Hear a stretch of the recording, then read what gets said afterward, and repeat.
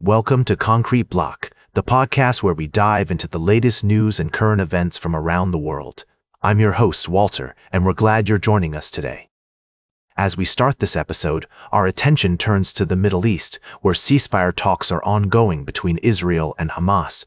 The situation is complex, with both sides having suffered significant losses in the conflict. Recently, President Trump proposed a peace deal, which includes the release of hostages held by Hamas since October 7 in exchange for Palestinian prisoners and the surrender of governing power in Gaza.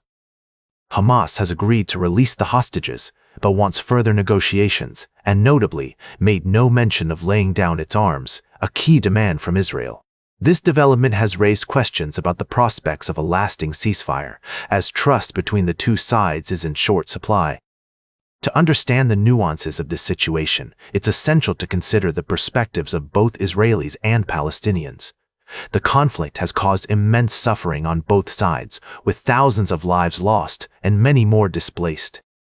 The international community is watching closely, hoping for a resolution that brings peace and stability to the region. As we explore this story further, we'll examine the implications of Hamas's response to the proposed peace deal and the potential consequences of the ongoing conflict. We'll also look at how the situation is affecting civilians on the ground, including those in Gaza City, where Israel has intensified its offensive. It's a delicate and challenging situation, with no easy solutions.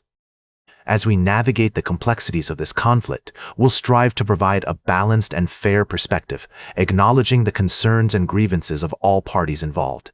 We'll be right back with more of today's top news on Concrete Block. Welcome back to Concrete Block. We're glad you're still with us as we dive into our middle segment. Today, we're discussing a rather intriguing topic that's been making waves in the world of politics and military affairs. It appears that there's been a significant shift in the tone and approach of the U.S. military under the new leadership. Secretary of Defense Pete Hegseth has been making headlines with his bold statements and decisions, including the firing of top military lawyers who advise on lethality. This move has raised eyebrows among many, including retired Lieutenant General Ben Hodges, who shared his thoughts on the matter during an interview with CBS News. According to General Hodges, the idea that the military's primary focus should be on killing people and breaking things is not only misguided, but also disconnected from the reality of modern warfare. He emphasized that the U.S. military's role is to accomplish missions while protecting civilians and ensuring the safety of soldiers. The general's comments come as a response to Secretary Hegseth's statement that lethality is our calling card and victory, our only acceptable end state. It's worth noting that this shift in tone has also been reflected in the words of the president, who referred to the enemy within and suggested using U.S. cities like Chicago as training grounds. These comments have sparked concerns among many, including General Hodges, who believes that such rhetoric can be alarming and undermine the trust between the military and the American people. As we consider these developments, it's essential to approach the topic with a critical and nuanced perspective. While some may argue that a more aggressive approach is necessary in today's complex geopolitical landscape, others may see this shift as a departure from the values and principles that have guided the U.S. military in the past. We'll continue to monitor this story and provide updates as more information becomes available. In the meantime, we encourage our listeners to share their thoughts and opinions on this topic. Do you think the U.S. military's new approach is justified? Or do you have concerns about the potential consequences? Let us know on social media using the hashtag #ConcreteBlock. Stay tuned for our final story of the day, right here on Concrete Block.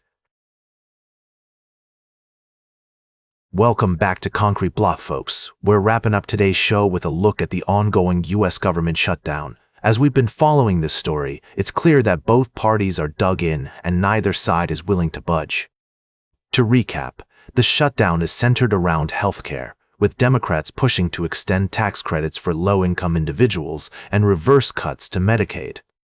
Republicans, on the other hand, are resisting these efforts, with some arguing that the tax credits won't expire until the end of the year and that the Democratic proposal adds too much new spending.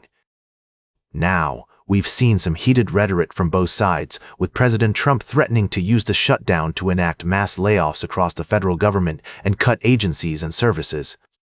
Meanwhile, Democrats are accusing Republicans of trying to undermine health care for hard-working American taxpayers. But what do the American people think? Well, according to a recent CBS poll, 80% of respondents are very or somewhat concerned about the shutdown's effect on the economy. And when it comes to blame, voters are split, with 39% blaming Trump and Republicans in Congress, 30% blaming Democrats, and 31% saying both sides are to blame. It's worth noting that the consequences of the shutdown are starting to mount, with institutions like the National Gallery of Art closing their doors due to lack of funding. And as the standoff continues, it's unclear how or when a resolution will be reached.